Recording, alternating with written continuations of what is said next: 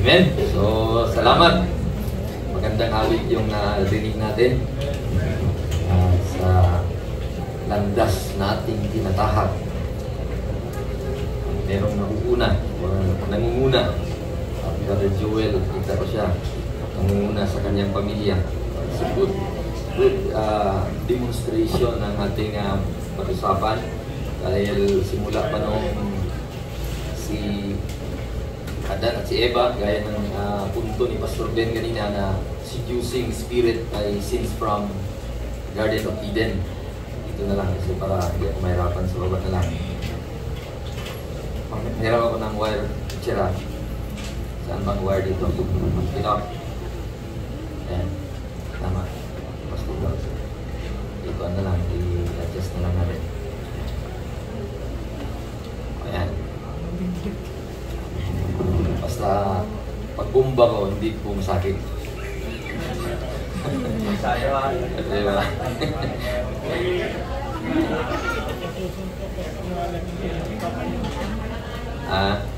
Hindi ko makita si Brother Arnold eh. Ayan. Medyo malaki yung laptop ko. Ayan. So, okay. Safe na. So, pag gagalaw ko, dito na ako dadaan. Amen. So, salamat sa Panginoon. Lalo na sa binigay na mensahe kayo ng umaga. Dala po ng ating Evangelist Rogie. At ako mismo ay natutuwa na makapakinig muli. Refreshing po ang Word of God. At kung mapansin nyo po, pag kayo pupunta sa isang flight, nasa na kayo, on the way to, sabi na Kapitan,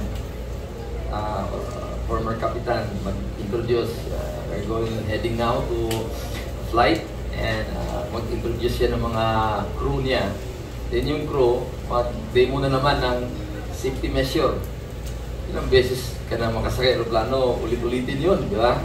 Pero the more, wala ka na captive audience ka na doon. Kumbaga, nandun ka na. So, whether you like it or not, makikinig ka talaga doon. Safety measure. At ulit-ulitin yun, ha? Same words.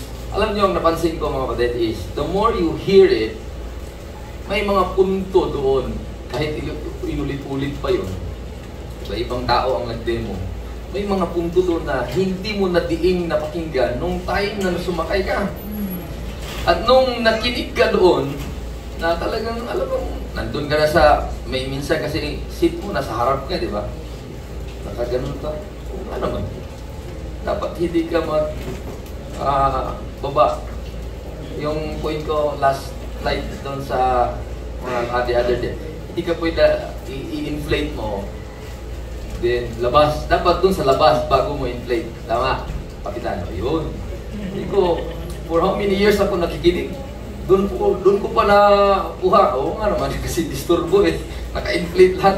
Pagka-emergency, doon na, sa Bisaya pa, magkayagaw na, magka-stampede na, di ba? Kasi naka-inflate na lahat. So, as evangelist, emphasize the Romans 10, ilang years ng mga kumpanyon, in labor, ito pang pihirang ulusuggan.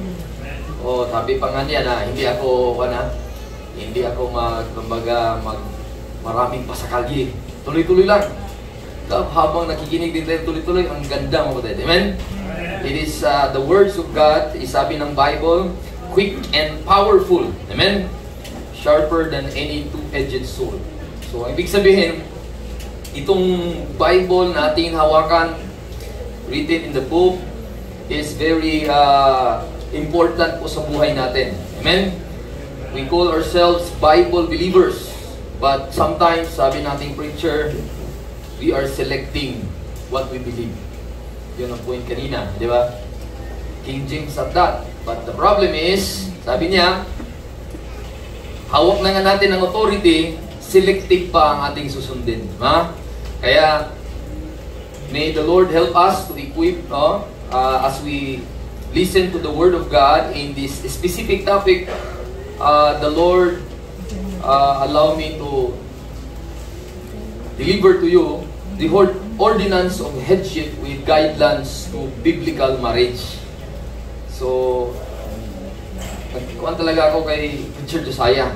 Tinignan ko anong kaibahan ng 2 and 4. So, sabi ko, may importance. Bakit 2 ang ginamit niya? No? Hindi naman sinabi mo, Preacher, di ba? Ito yung topic mo, Pastor. The ordinance of headship with guidelines 4. So, 2 eh. So, may leading. Direction. The word 2 is a direction. You will go to. So, kaya, ang gagawin natin, mahaba po ang the ordinance of headship with guideline, the ordinance of headship. Then, yun ang magiging draw, or doon tayo mag-draw or mag-jump, apply natin yung to biblical marriage. Lalo na mga unmarried people dito, sa ating mga kaibigan dito, wala. Anak kaya si Brother Francis, sana yan. Wala. Yan, tago. Nagtago. Ayan. Ayan, nandun. Very helpful po because when Pastor Ben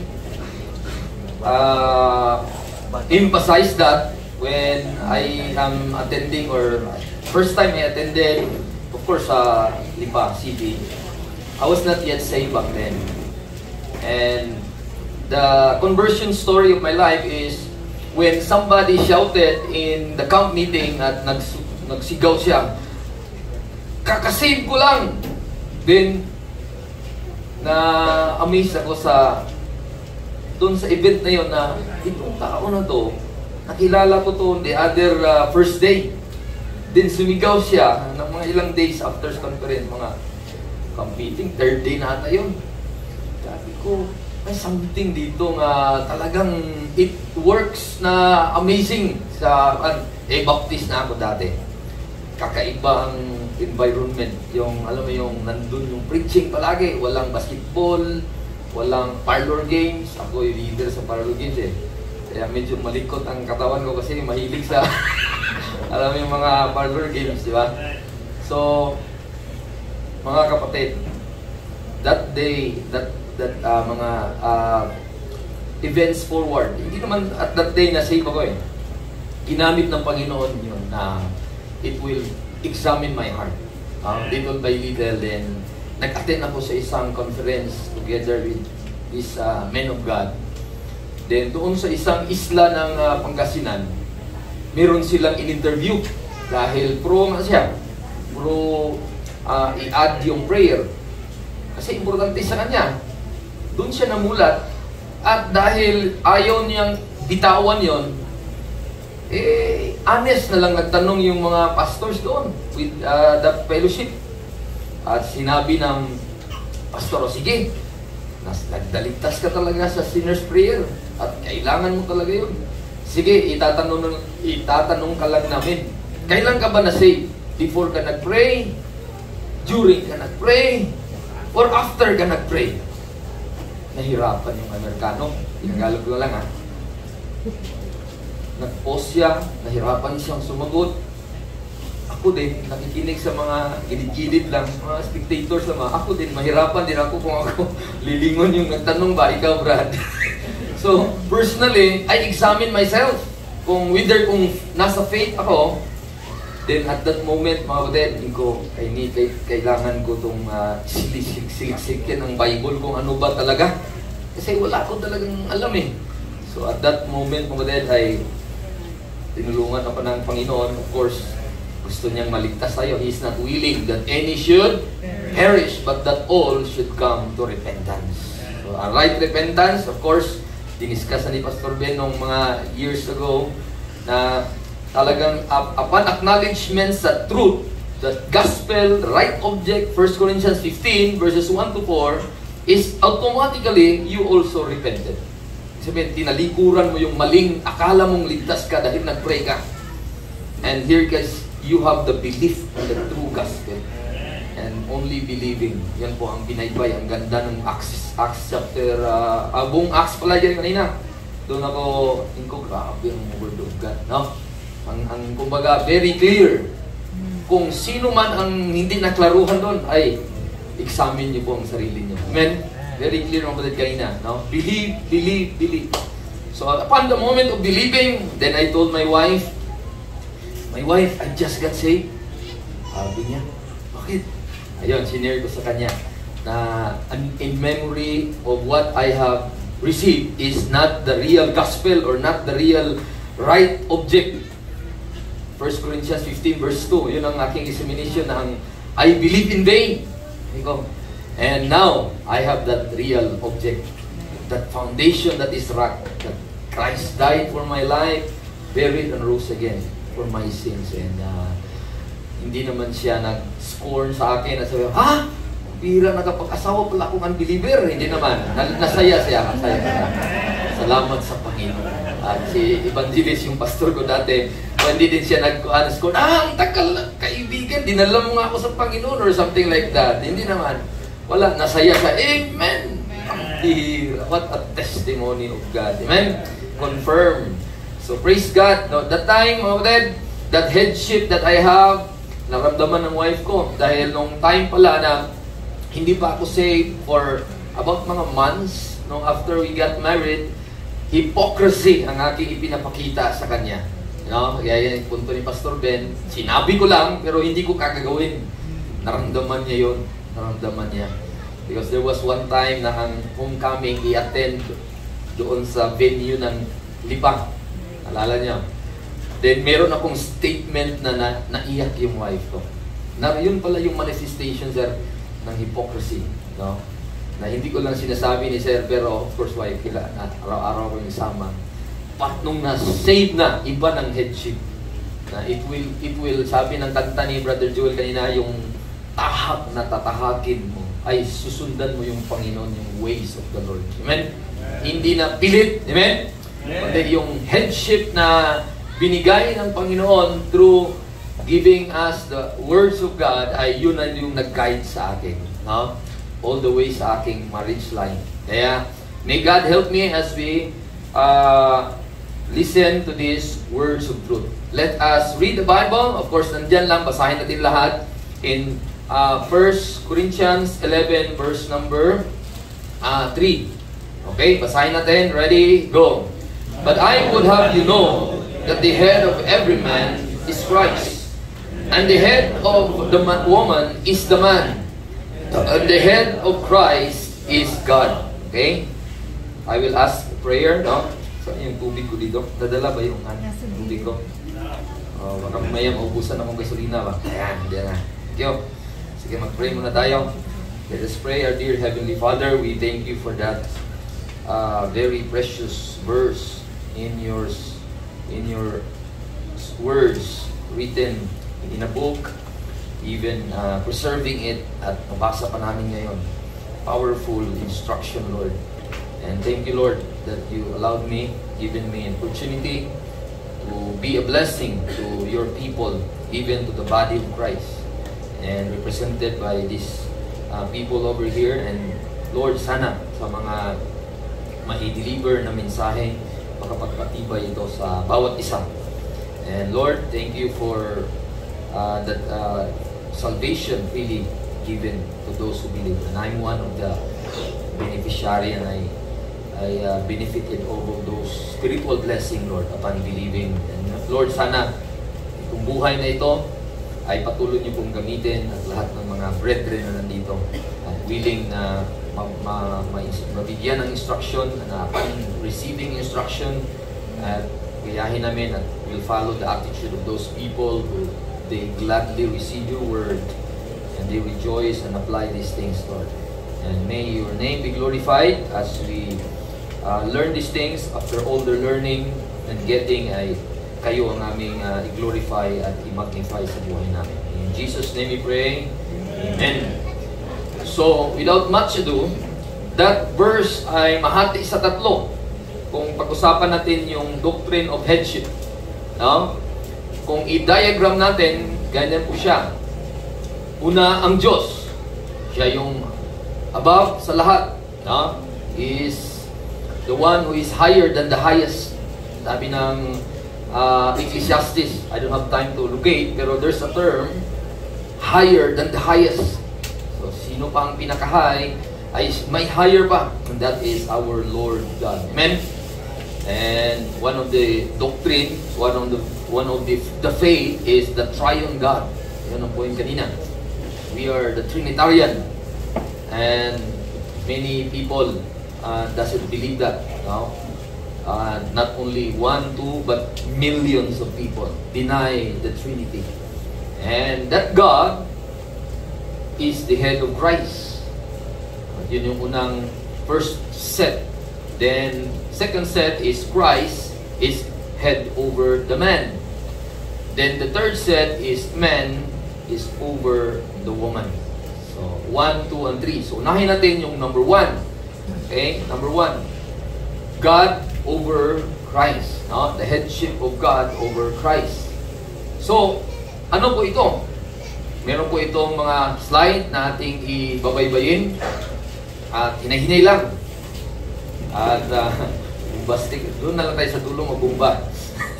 No? So, una, that headship over Christ ay makita natin mga kapatid, may scripture po dyan. No?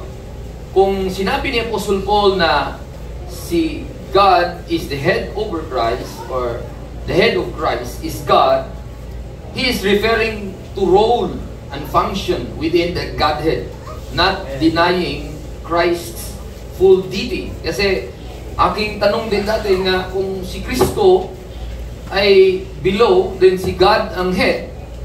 So parang sa GW, less God na ito. Kasi meron pa palang over sa kanya. Di ba? Pero hindi po. Hindi po. Bakit? Kung i-illustrate natin is ganito. It speaks of order and submission in role lang siya. May role po siya. Why He came to earth. At ang title niya, Christ. The Christ of God. Ayan ang title po niya. May role and submission yan. And ito ang illustration. Sa ating third part na man is over the woman, ibig sabihin ba kung ang man is over the woman or the head of the woman is the man, less human na ang woman? Kung point dito, ganun din ang God headship over the Christ or Christ of God, no? Hindi less God. Kung ang role ng husband is the head of the wife, hindi na ba tao ang wife? Tao pa rin, amen? Love your wife. Amen, mga husband? That's why you love your enemy. Di ba? Joke lang kanina. No, ang point dito, mga kapatid, na ang pinag-usapan natin dito is role and function. Amen? So, kuhan niyo pong punto. Kaya hindi lulusot yung mga denial of Christ dito. Ayaw ko maniwala na si Kristo ay Diyos. Bakit? Mayroong head si Kristo. O, gamitin yung verse na ito. Ito na ang sagot. Mismo ang verse lang sasagot. Hindi ibig sabihin na less, parang may head siya, less God. No. Just like the man, the head of the woman is the man, hindi not human being ang woman. But role and function ang pinag-usapan mo din. Amen? What are those verses about role and function about Christ came to earth? Oh, ito po, scripture reference that showing na merong headship ang God over Christ. Sinabi ng anak mismo, Jesus admit and tell it in His own mouth, John 4:34. Sinabi niya mismo, my meat is to do the will of Him that sent me. Yun yung role niya. Meron siyang work na ipapagawa daw sa nagpadala sa kanya. At gagawin niya ito hanggang dulo. Finish talaga. Yun ang goal niya. I-finish niya. Yun yung role. Bakit siya nag-manifest in the flesh? May task siya on earth. Amen? At sabi niya, a statement is, He is just submitting to the will of the Father. Amen? Ano yung role? Why He came? Next verses to that is John 5 verse 30. Sinabi niya mismo, I seek not mine own will, but the will of the Father which hath sent me. Very clear. Anong point ng Bible pag sinabing God is the head of Christ? Hindi less God. Same God, pero may role and function. Bakit siya pinadala? As the Son of God. At next verse to that, John 6:38, "For I came down from heaven, not to do mine own will, but the will of Him that sent me." Very clear, consistent. Gaya ng sinabi ng first evangelist na one or two scripture, the matter is established. Amen? Then next verse is John 14 verse 28. Anong sabi niya mismo? In relation sa binasa natin sa 1 Corinthians 11. My Father is greater than I. That's the headship. Not being lesser God. Greater in position of authority during Christ's earthly ministry. Not greater in divine nature. Ano po? Then next is scripture reference is 1 Corinthians 15, 27 to 28. The Bible says, "And when all things shall be subdued unto Him, then shall the Son also Himself be subject unto Him that put all things under Him, that God may be all in all." Imagine nyo po. After all, the role when Christ came to earth, even the time na ibigay na daw sa Kanya, then shall the Son of Man also Himself be subject. Sino yung Him? Unto God. Yung God na yan, ang nagbigay din sa Kanya na ilalagay diyan lahat ng mga power under Christ. So siya pa rin. Para ang mag-glorify that God may be all in all. Amen? So Christ, gusto niya, ang role niya, iangat ang will of God. Praise the Lord. So that's our Lord. Very obedient Lord. Amen? Kaya next verse to furthermore madiscuss natin or statement, ang headship of God over Christ does not mean Christ is less than God. The Bible clearly states that Christ is fully God. And what are those verses? In John 1:1, "In the beginning was the Word, and the Word was with God, and the Word was God." So, wala pong kalusot, walang palusot. May mga taong ayaw talaga sa salita ng Diyos. Very clear ang Bible. Wala na pong kawala siya. Kung authority lang pag-usapan, kaya kung may mga kausap kayo na INC, ayaw nila sa Bible nyo. Kasi nagsasabi ng totoo. Amen? Kaya mahirap, no? Kaya ang ating isa sa mga pwede nating ikuan is beseeching, no? Susumamo. Kasi kung sabayan mo siya galit din, si ayaw nila maniwala, ay wala. Away na lang kayo. Amen? Kaya beseeching. Yun ang point kayo na. Beseech. Sumamo and pray that God may open their eyes as you preach to them the Word of God. Klaro po na si Kristo, sa verse 1, may mention na He was God, the title, eternal Word.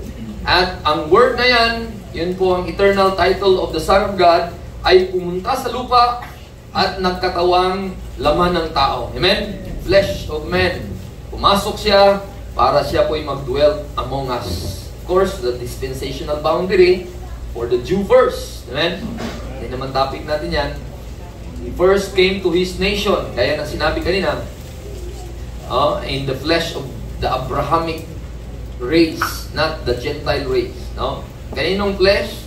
Anong flesh? Of course, seed of David. No? Hindi po siya seed of the Bawilnyo. No? Pag sinabing, "Ako si Kristo," anak ka ba ni David? Yun ang unang tanong. Di ba? Kasi kung hindi, kahit David ba pangalan mo, David, hindi pa rin yun. Kailangan ng test kung Jew ka ba. Kailangan ng test kung ikaw i-tribe ni Judah ka ba.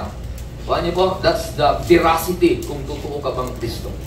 And praise God, He is our Lord. Even, He is not only the God of the Jews, He is the God also of the Gentiles. Amen? Very clear po yan kanina. The preaching ng gospel. The headship of God over Christ does not mean Christ is less than God. At one of the verse, "I and my Father are one." Yun yung leading. John 10 verse number 30. So, very clear po yan. Another verse to that is, sa Kanya mismo, sa kay Kristo Jesus, nananahan sa Kanya in that bodily ang Godhead. What a wonderful, wonderful truth. Amen? Wala pong any scientist makapag-imagine. The one who is the Creator of heaven and earth, walking down on this earth. Walking down, not in the land of Archipelago, Philippines, but in the land of the place of his forefathers, Abraham, in the land of Israel. So kahit naman, pumunta pa rin siya dito. Amen? That is God. Yung pagdating niya dito, ang title niya, In Christ dwelleth all the fullness of God. Godhead, bodily. What a powerful explanation of who Christ is. Amen? So yun po natin, makita natin. One of that verse also emphasizes the deity of Christ, but unto the Son He saith. Sino yung He saith? Ang nagsabi ang Ama.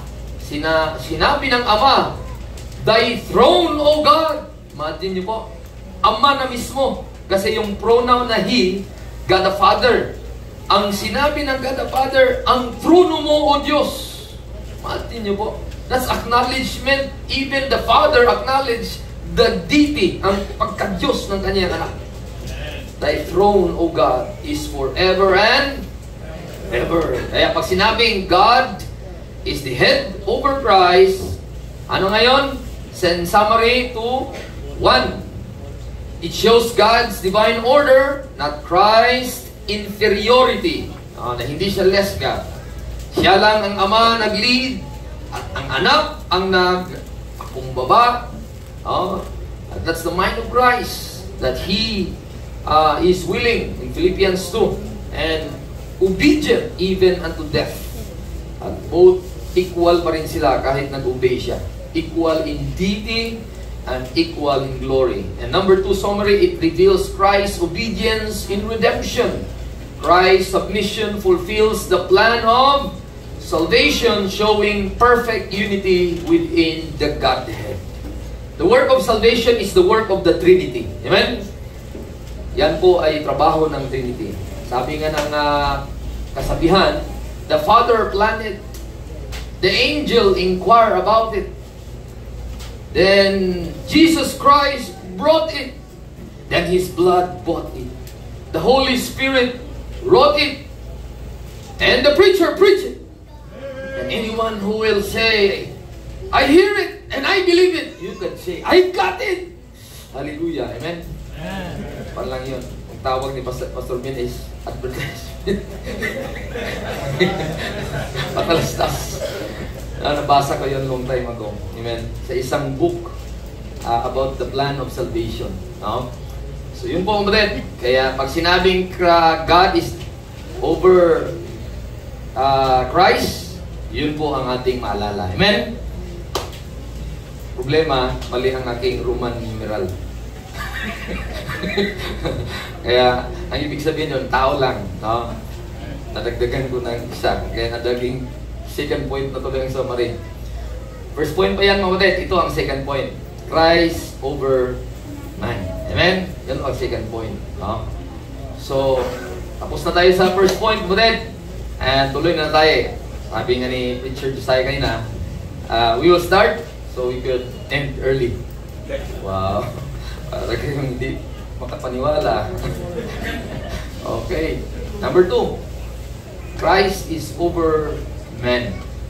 Because man was created first and is given the responsibility of leadership, kaya tinawag Christ over the man, not Christ over the woman. Siya ay talaga yung pribilehiyo. That's the privilege of the man. Siya tayo ang unang nalikha in the history of mankind. Kaya very, very clear po ang headship na yan. That Christ is over the man. So, yun po ang direct privilege natin.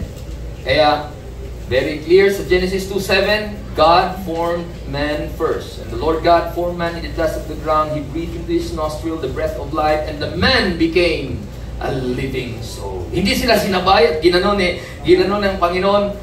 Adan, yan ka. Tapos Eva, yan ka. O gano'ng haba ang buhok ng Eva? Hindi ganon. Ang nilagay at nilatag niya doon sa kung saan man siya nag-masterpiece, hindi ko alam kung nilagyan ng table, hindi ko alam kung talaga bang, wala itong idea. Imagine na lang natin na talagang pinurma ng Diyos ang obra maestra niya, masterpiece of His creation. And He has an effort. Alam niyo po, yung mga unggoy, mga giraffe, yung kahit mga animals, sinabi lang niya yun, beast of the field, fowl of the air, let that be, let it be. Pero pag sinabing tao, hindi pwede. Dapat espesyal. Grabe, kaganda natin ulit. Espesyal tayo sa Panginoon. Ang tanong, espesyal ko ba ang Panginoon sa atin? Talagang dapat natin i-espesyal ang Panginoon. Amen? Gusto natin palagi espesyal eh. Hopya, espesyal. Kaya, espesyal. Espesyal lahat. Gusto espesyal. Pati upuan, espesyal. No.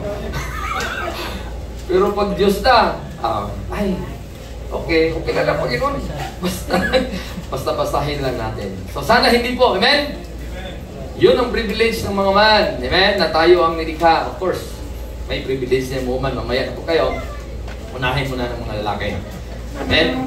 So the Bible is very clear in Genesis 2:16 and 17 that commandment in the garden was given to Adam directly. Wala po pa ang babae dyan. Kaya nung sinabi na, in the day, all of the trees of the garden thou mayest freely eat, but in the midst of the garden thou shalt not eat of it, for in the day that thou eatest thereof, thou shalt surely die. So siya po ang binigyan ng warning din. Of course, siya ang unang ginawa, siya ang binigyan ng first-hand information. Very, very important po yan. Tayo, sabi ng kanta kanina, ang aking landas na tinatahak. Of course, yung leader na yan, siya yung dapat first-hand tayo makakuha ng information. Amen? Mga husband, mga father, mga leaders of the churches. Kaya thank God, Pastor Ben, sabi niya, sige, basahin nyo, bigay ko sa inyo to, i-print nyo. So, sino po ang unang makakuha ng first-hand information? Yung mag-print. Bago niya i-share, di Pastor Ben, bago niya i-print, basahin niya muna, baka may magtanong eh. No? So, yun ang maganda, Pastor. Pastor Ben, di ba? Basahin muna, first-hand information. So, Christ, headship over the man, Romans 5 verse 12, sin entered into the world by one man. So, ang one man, i-describe is Adam, showing his representative headship over mankind. No? Hindi ibig sabihin na for one man sin into the world, death by sin, and so death, ibig sabihin na hindi kasali na ang babae. No? Representative lang, si Adam over mankind. Okay? Next verse. So Christ as the head of man means that men are directly accountable to Him for leadership, for obedience, and for responsibility. Saan? In the home, in the church, and even before our Lord God. No? So makita natin, may isang expression. Bakit po hindi sinabi ng Bible that Christ is the head of the man and woman? Pwede naman. No? Pwede naman. Pero, ang Biblia ay clearly nag-instruct sa atin, sa salvation, Christ is one in all. No? Men and woman, Christ is all. No? Christ is indeed the head, both in woman, neither male, sabi ng Bible, neither female. Wala pong lalaki, wala pong babae patungkol sa kaligtasan ng kaluluwa. Identification that you are in the body of Christ, and Christ give you the identification by the Holy Spirit baptism. Walang lalaki, walang babae yun. Amen? So pag sinabing salvation of the soul, neither male nor female. Pero bakit special po ang Christ over the man? Kasi, gaya ng sinabi ko kanina sa God over Christ, the role and function pa rin. Kaya, sa context nating binasa sa 1 Corinthians 11, Verse 3, a role and function pa rin in creation, that in family, in church life. That's why he says, the head of the woman is the man. So very clear mga kapatid, that instruction. God designed man to lead the woman, to follow in that order. Amen? Ephesians 5, wala man nilagay ko dyan.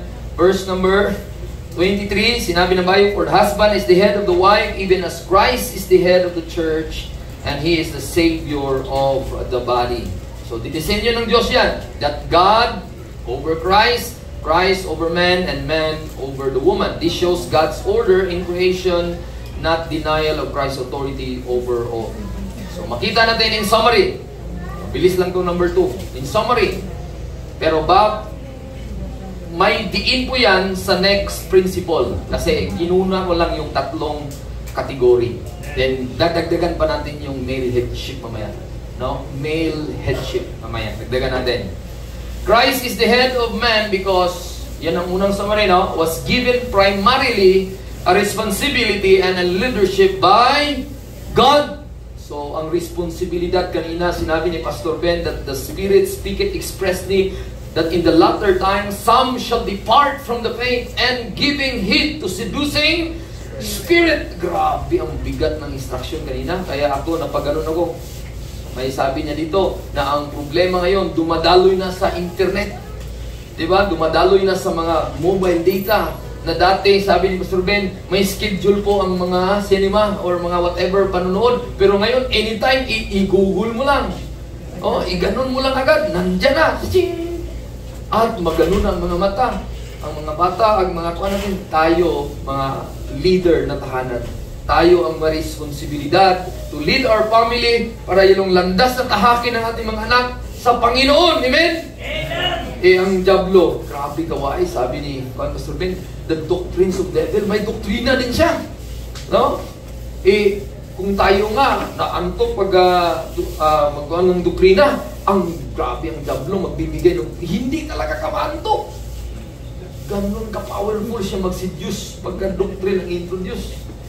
Oh, di ka mantok sa diablo nga doktrina. Oh, hindi ka talaga pantukin kasi nandun yung mga fairy tale, nandun yung mga grabing mga mapasigaw kayong entertainment, lust of the flesh, lust of the eyes, and the pride of life. At gaya na sinabi kayo na, hindi nga exempted ang Panginoong Hesus. Di ba? Grabe yung offer ng Panginoong, ng diablo kay Panginoon. Kingdoms of this world will be yours. No? Lahat na, pati utang, pati mga ghost projects, sa'yo na. Pati problema na sa mundo pala.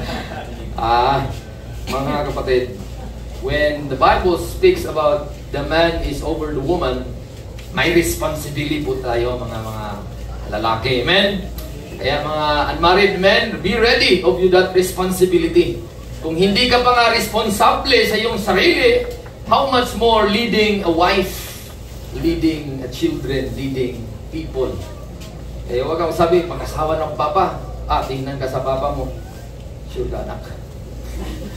Pag-ising pa lang sa umaga, pag-saing pa lang. Di ba? So, alam niyo yung lahat ng mga decision making ang unmarried, minsan pag ganon, di ba? Kaya there's a father who will lead the people, the young people. Amen? Pastors teaching the church. And praise the Lord. The man is the head of the woman in terms of role and order, but all are under Christ in salvation. No? So, yun po, para may distinguishing factor po natin. Pag sinabing Christ over the man, role and function yan. So, hindi sabihin na hindi na si Kristo head sa woman. Head pa rin siya in all nga kung salvation. Pero ito, role and function, even especially in family, in church, and in relationship. Then, number 3 na po tayo. Okay. Last part ng ating first topic sa 1 Corinthians 11 is man is the head over the woman. Third, and the first point of that, why is the man head of the woman? The answer is created first. Yun ang next ng previous na verse natin binasa, that Adam was first formed, then Eve. 1 Timothy 2 verse 13. The man was made first, then the woman was made for him. So very clear po yan. No, then, next verse to that, next reason to that is the woman made for the man. Neither was the man created for the woman, but the woman for the man. Huh? Not the way around. Not the way around. Wala namang sinabi ng Bible na pwedeng baliktad. Wala. Kung clear ang instruction, follow the instruction. No?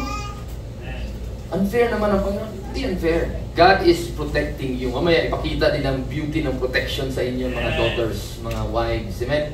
How God protected you. So, that is the truth. Eve was created as a help meet for Adam. Suited for Adam. Meaning, meat is suited. Kaya mga unmarried, Men, parang kumutira na kayo yun. Kurt, andyan ka. Not all woman is suited for you. There is something, a perfect woman God prepared for you. So what you will do? Mind the God, mind the Lord, because He is minding you. Yan po. Huwag ka mag-mind sa, asa na yung help ko? Hindi. Mind the one who will provide, amen? God will give it in His perfect time. So yun po ulit. Number 3, accountability given to Adam. Binigyan po siya ng accountability. Anong accountability? When sin entered, even though Eve ate first, siya ang kumain muna. Siya din ang nakasala, of course, kasi weak po siya. Doon dumaan ang seducing spirit kay Eve. At alam ng diablo paano talunin yung strong man. Saan? Doon sa weak point. Sino yung weak point niya? Si Eve. Then God called to Adam and held him responsible. Romans 5:12. For as by one man sin entered the world, and death by sin. So yun yung responsible. Sino yung sumalo sa lahat ng mga losses, damage? Of course, the responsible man. Siya yung head. Kaya very careful po tayo kung ano ang nauo natin. Kaya sinabi pa Pastor Ben, dahil si silpon, kasilpon yung papa. Husband, ganun. Ngayon, ang si wife naman nag-decide, ano ba, i-click ko na to, bilhin ko na to, na hindi mo alam kung anong pinagsabi niya. Sige. 10,000 pala ang amount. Pagdating no, hello, parcel, delivery. Ganun. Ano yan? Wife mo wala. Sir, 10,000 sir. Wait, ito, hindi ako nag-order niya na. Wala na, kapag-bubo ka na. Kaya careful mga husband, amen? Kasi lahat ng makalimutan, ikaw pa rin ang sisisihin, amen? So, di ba their birthday? Ibig sabihin, ang leader pa rin ang sisisihin, amen? Pag mong sisihin ng wife mo, nagtukpi doon, nakalimutan ng sapatos! Huwag mong sisihin, ikaw dapat na role mo yan, hindi yun. Ikaw ang leader, amen? Ikaw ang overseer, amen? Sisihin mo ang sarili mo. So yun po ulit. Sana nabuhay kayo. Sabi, hindi naman ang Panginoon ang magbabuhay sa inyo, amen? This shows headship means accountability before God. Kaya mga man, over kayo doon, headship kayo over the woman, pero responsible po kayo, accountable po kayo. Amen? Just like Adam is accountable sa mankind, siya yung lahat ng sisi nasa kanya, hindi kay Eve. Do siyang natukso. Number 4 reason is why man is head over the woman is a picture of Christ and the church. Yun ang role talaga kanina, Ephesians 5 verse 23. No? Very clear po yan. For the husband is the head of the wife. Kaya 1 Corinthians 11 is correlation sa Ephesians 5:23. No? And even as Christ is the head of the church, and marriage is designed to reflect the relationship between Christ, loving head, and the church is the loving submission po ang response din. Amen? So praise God. Number 5. Number 4 lang pala. Then another statement is, bakit hindi minention ng Biblia na man is the head of his family? Bakit specific lang na woman? Pwede naman. Pero bakit? Sabi ng Bible, Apostle Paul in the scripture was focusing on the man-woman relationship, especially in the context of marriage. Kaya, ordinance of headship with guidelines to biblical marriage. Kaya yun ang context. Children are under the authority of both parents, but the headship in marriage is specifically ang pinag-usapan man over the woman. Kanya po, very important po yan. Iba po ang tawag doon mamaya is the male headship naman na principle. Kasi ito 1 Corinthians 11 kasi ating dinaisek No? First, second, and third. Nasa third na tayo na pag-dissect ng verse na yon. Kaya, hindi naman masama magsabing the man is the head of his family. Kung ilagay mo sa 1 Corinthians 11:3, hindi akma doon. Dapat doon sa other principle, headship pa rin pag-usapan. Ano po? specific yan in marriage, man over the woman. Kaya makita nyo po, very specific as 1 Corinthians chapter 11, nandyan na mention nyo na ang woman have the power over her head. Oh, ano yung power? Yun na yung gamitin mo, authority mo, si husband. Ang daughter, si father. Bali po? So may mga ganong principle na gustong idiin ng Bible. No? So scriptures shows a broader picture. The husband is the head of his wife. The parents over the children. The father is primarily accountable to lead his family. Genesis 18 verse 19, I know him, sabi ng Panginoon, that he will command his household to keep the ways of the Lord. Sabi ni Joshua, as for me and my house, we will serve the Lord. Joshua 24:15. That's an example of the headship of a father over his family. So, in summary, number one, pag sinabing man is the head over the... Yan, mali na naman ako. Hindi ko lang na-carry over yung title. In summary is, headship is based on original design in creation, not culture, not tradition. Hindi po kultura po, na dahil nasa Chino ka, nasa Japan ka, ganun talagang sistema nila, nasa ganito ka, hindi po. Doon tayo magbase kung anong sabi ng Panginoon. Amen? Hindi sa kultura. Kasi ang Pilipinas, matriarchal tayo Mamma Mia. No?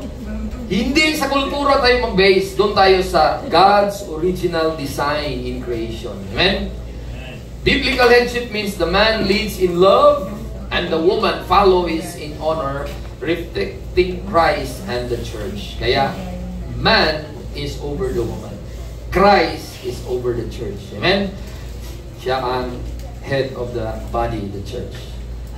Ito yung pinag-usapan natin. Tapos na yung 1, 2, 3 na category. Dito na tayo sa more principles about headship in the Bible. Of course, from Genesis to other books of the Bible. No? Para dagdagan palalo ng Panginoon, wrong spelling pa rin. No? Naka-remover sa first mga speaker. Ang dami na, no? So, huwag niya pansinin niya, no? Okay. Number 1, male headship before the fall. Ito yung history ng headship ng male sa lalaki mismo. Noong wala pa nagkasala ang lalaki, sinabi na ng Diyos sa Panginoon, ang Panginoon nagsabi sa tao na lalaki, sinabihan niya si Adan, Adan, and the Lord God commanded the man, saying, of every tree of the garden thou mayest freely eat. Yun ang sinabi ng Panginoon kay Adan. Ang tanong, natupad mo ba? Ang history ay nagsasabi na mayroong pumasok na manunukso. Wala namang sinabi ni Eve, o tukso, layuan mo ako. Walang ganon eh. Wala. Hindi niya kayang ma-distinguish kung tukso ba ito hindi. That's a very, very grabing successful ng mystery of iniquity, even in the Garden of Eden. Walang idea si Kuan na may alarm ba? Ano yan? Evil na yan. Walang ganun. Wala siyang alarm or any, ang tawag ng Brother Jack, yung any device na magkaroon ng, alam mo yung smoke, something like, alarm, na level 1, level 2. Walang ganun. Detection. Walang detector siya na alarm. Sabi ito, evil na to, Satan na to. Wala. Kaya very, very helpless woman. Nakipag-usap sa very dangerous personality and very makata. Magili.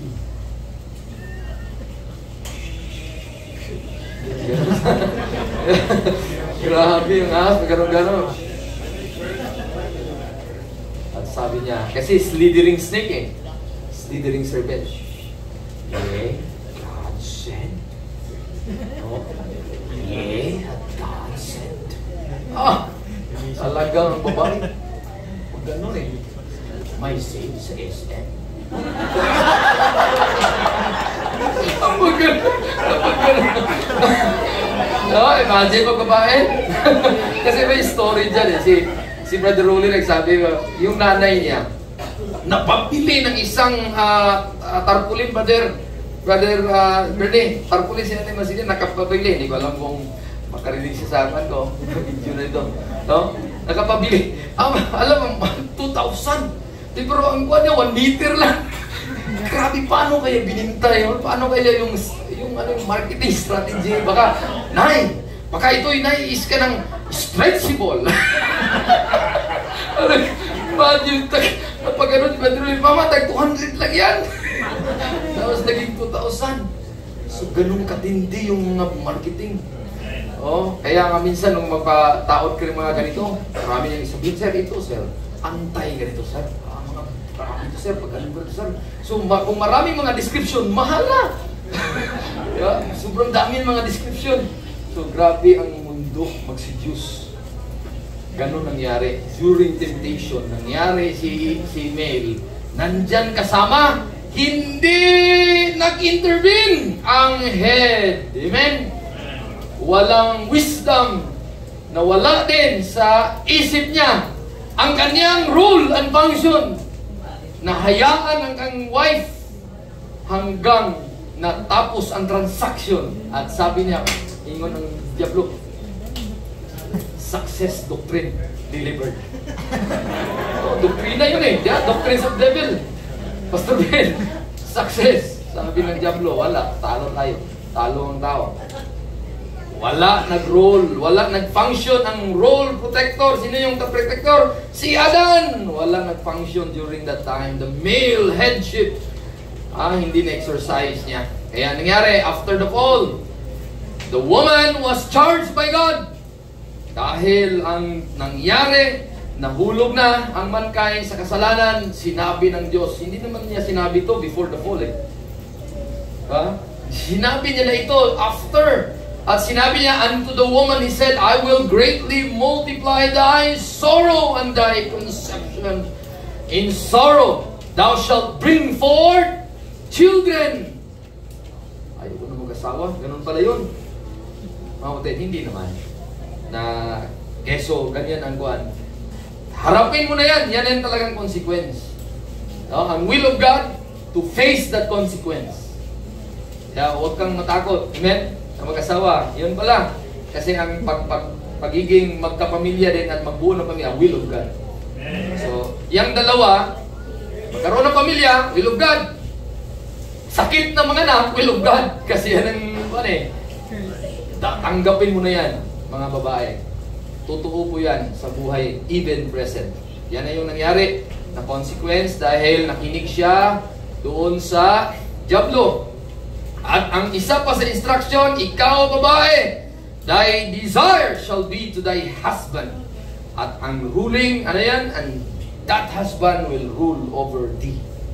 So makita niyo po yung direct instruction after the fall. Number 4, then the husband's headship over the wife. Sinabi ni Kristo sa kanyang salita, or sinabi ng Panginoon sa kanyang salita, the husband is the head of the wife. So carried over yan. From the time He pronounced, carried over. And even now, ang ating motivation, hindi lang dahil sinabi ng Panginoon sa Genesis, ang motivation natin, dahil si Kristo mismo ang example. Mga husband, amen? Si church mismo, mga wives, an example ng submission. Hindi si Eve, si church. Amen? Kasi, paano yun eh? That's a past history sa Genesis. Pero tayo nananahan dito sa, tawag na kanina, yung panahon natin ngayon, the age kung saan yung mystery revealed to us. Kaya tayong mga husband, we are responsible. At number 5, mga magulang. Ito yung sinabi ko sa inyo na i-emphasize pa ng scripture. Hindi ito sarili sa 1 Corinthians 11:3. Special lang talaga ito yung 1 Corinthians 11:3. Yung coverture principle ng husband over his wife. Ito, more on principle about headship na mga magulang ay responsible to rule well his own house, to rule it well. Kasi ako mismo bilang nagdala ng local church, families ang aking in-oversee. Nagtuturo ako at nagsabi, mga asawang babae, kayo ay magpasakop sa inyong husband. Sabi ng membro, ganun ba, pastor? Parang hindi ko makita sa white mo. O, di ba? So, or halimbawa, magsabi ang preacher, kayong mga husband, mahalin nyo ang inyong mga asawa. Babae. Sabi ng mga nakikinig, parang wala ka pa namang asawa, preacher. Di ba? So, may sabit. Di ba? May sabit. Kaya makita natin mga kapatid, na makita natin how important is the role of the parents. Amen? Na ang parents, kung anong sinabi, of course, makita natin yung bishop, yung pastor, na example nito. Ayan. Tingnan niyo po, 1 Timothy chapter 3, very good example ng magulang na Christian sa panahon natin ngayon sa in the age of grace. No? Ito mismong family ng pastor. Kaya tulungan nawa tayo ng Panginoon, no, na mag-lead sa ating family. This is a true saying, if a man desire the office of a bishop, he desireth a good work. A bishop then must be blameless. So, nauna yung papa. Of course, siya yung husband of one wife. Vigilant, sober, good behavior, given to hospitality, apt to teach. Not given to wine, no striker, not greedy of filthy lucre, but patient, not a brawler, not covetous, one that ruleth well his own house. So yan po yung parents' headship. Tinignan niya ng Bible mismo, na oversee na yan para sa ating kapakanan, para sa ating kabutihan. Kung yan ang susundin natin, it is good for us, mga brethren. Amen? Wala pong ikakasama kung anong susundin na mabuting instruction ng Panginoon. Amen? Wala pong anything na harm kung susundin mo yan. Pero kung yan ay hindi mo sundin, mamaya, ano ang mangyari? Very, very disastrous. Kaya makita, not only doon sa pamilya, lalabas naman tayo sa workplace. Pagdating ng mga workplace naman, meron tayong head doon. Sinong head sa workplace? Yung master. Sino po siya? Of course, yung nagbibigay sahod sa iyo. At hindi ka lang mag-obey sa mga believer na master. Lahat, kahit unbeliever yan, sundin mo dahil pumasok ka na eh. At nagbibigay na siya ng sahod sa iyo. So, kung anong sinabi niya, sundin mo. Will ng Panginoon yun. Kalooban ng Panginoon yun. Kahit nagkaroon kayo ng contract na pumasok ka na ng bilang empleyado or magkaroon ka ng benepisyo out from his company or out from his business. Kaya, nasakop ka na doon sa kanya. Lahat ng mga guidelines siya, sundin mo. At yan ang makapagsaya sa Diyos. Pag hindi mo sundin, ay malaking problema din yun. Kasi, ina-adhere ng Diyos yan yung headship ng boss. No? Hindi yung eye service na pagka nandyan si boss, nandyan si boss. Magkano? Ano sa'yo? Bigas? Ganyan. Bigas. Pag wala si boss, TikTok na tayo. May mga ganun mga grabe yung mga ngayon, di ba? Grabe yung mga wastage of time sa mga company. Daming, kaya nga, ang ginagawa nila, ginabar nila yung Facebook, ginabar nila yung internet, lahat ng mga access sa mga one. Nga, bakit? Disturbo sa trabaho, so within the company. Disturbo. Kaya, mga kapatid, kung yan ay sundin mo, may reward din yun. Sabi ng Bible, knowing that the Lord, ano sabi niya? Kung if you do it heartily, hindi dahil boss mo siya, hindi dahil believer na boss pa, hindi. Ang motivation mo dahil ang master mo talaga na pinaglilingkuran si Kristo. Amen? At sabi mo, i-please ko ang Panginoon. And I want to do a quality job, a quality work para masaya ang Panginoon. Of course, kung masaya ang Panginoon, dahil masaya yung boss mo. Amen? Naayos lahat ng trabaho. Knowing that the Lord, you shall receive the reward of the inheritance. Anong sabi ng Bible? For you serve the Lord Christ. So that's the headship of the master over his servant. In an additional, Colossians 4:1, Masters, kayo din yung mga master. So head po tayo. Head po kayo. Halimbawa, meron kayong mga nagsakop, namasukan sa inyo. Ay ibigay ang dapat ibibigay. Amen? Hindi yung magsulat ang SSS or PhilHealth. At sabi niya, wala ito nalagay sa... Di ba may mga ganong question? So sana maibigay kung anong dapat maibigay. Knowing that you also have a master in heaven. All of this principle, yung kanina 1 to 3, all of those 1 to 6, mga kapatid, minsan sa buhay natin, pag yan ay swayin mo, or talagang makaviolate ka intentionally or unintentionally, meron pong 7 or 5 na pwedeng mangyari sa ating buhay. Una, ma-distort po ang description ng Diyos. Dinescribe ng Diyos from the beginning na ang lalaki ay iwanan niya ang kanyang mama at papa at magiging head, magiging leader, magiging provider, maging protector sa kanyang wife, at sila maging isa. At walang divorce. Guys, from the beginning, it was not so. Ano po? It was not so. Tingnan po, from the beginning, it was not so. Kaya mga kapatid, mga young people, kung kayo man ay magplano at nagpipray at kalooban ng Diyos talaga yun, tingnan mo ang Bible. For this cause shall a man leave father and mother, and they cleave unto his one to another. He cleave unto his wife, and they two shall be one flesh. Hindi yung, and he leave his country and far away from his wife. Walang ganun, di ba? Kundi leave his father and mother. Hindi leave the country. Di ba? Kaya po? Iwanan mo si papa at mama. Huwag mo iwanan yung bansa mo or iwanan mo yung wife mo. Kung ano po ang sakit, di ba? May consequence. Doon may pera ka kasi medyo malaki daw makuha mo sa abroad. Pero may consequence. Alam nyo na yon, na yung ating mga kakilala na nung una, isa lang ang motor kasi pinadala ng kapital eh. Pagka next, 2 na. Nasa yang masban. Okay, yung pera ko binigrihan niya. Tumubo yung negosyo. Yung tindahan na sari-sari store, nagiging convenient store at mall pa. Tapat niya is baka ganun. Ang problema, yung isa lang anak nila, naging 2. Dumami, hindi lang ang negosyo. So, mahirap na yan. Alam na yan mga story. Ako mismo may story ako dyan. Marami akong kakilala.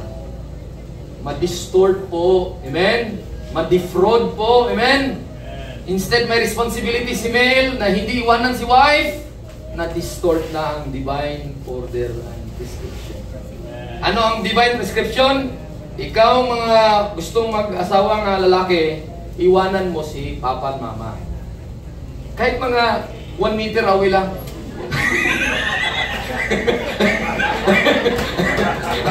Nasa likod kasi siya eh. Tapos si Jason naman, at saka si Ate Bel, kahit 1 room away, iniwanan pa rin, pastor, ha? I will leave you my mama and papa, I'll go to another floor.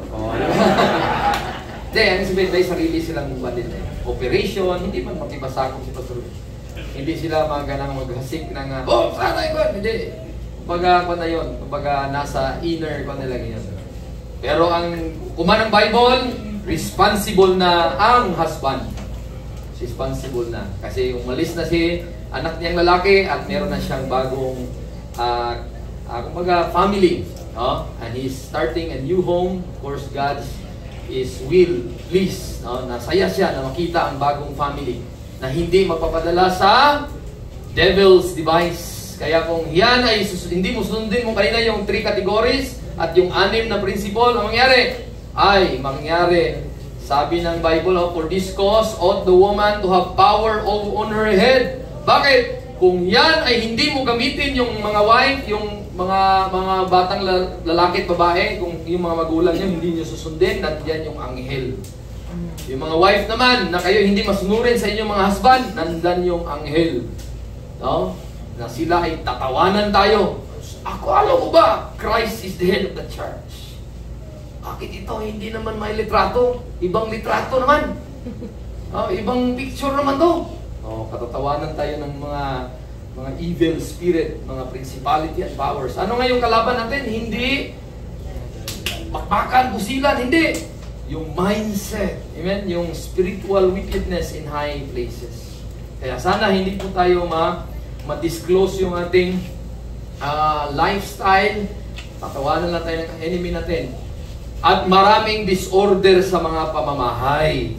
Ayaw ng Diyos na gugulo ang litrato at magulo na ang ating buhay, hindi na good example. Sabi ng Bible, God is not the author of confusion, but of peace. Hindi ang bata ang masusunod. Amen? Ising naman si Joy.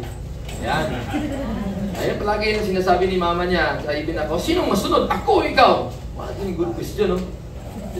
Oh? Di ba David, no? Sino masunod? Si Papa o si God? David. Oh.